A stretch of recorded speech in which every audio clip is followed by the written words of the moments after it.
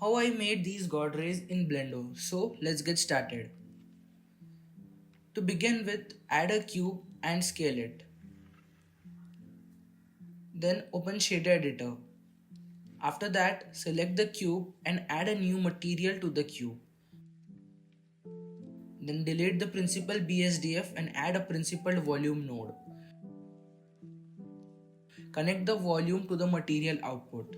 Now set the density to 0.01 and anisotropy to 0.7. After that, add a spotlight and move it above the cube.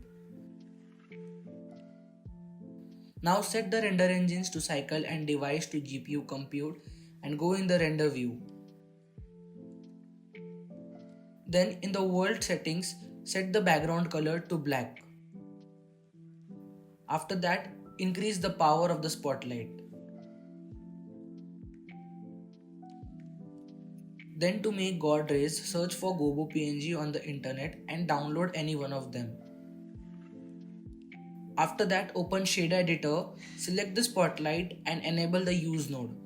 Then import the Gobo image as image texture and connect it to the emission node.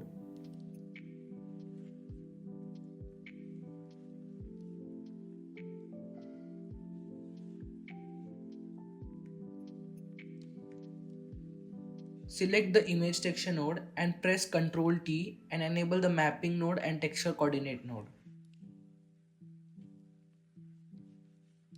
After that, adjust the position and scale of the image texture.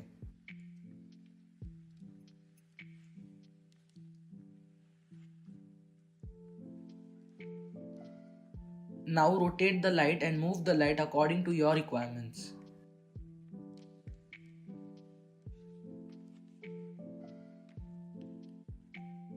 Now add a camera and frame the scene.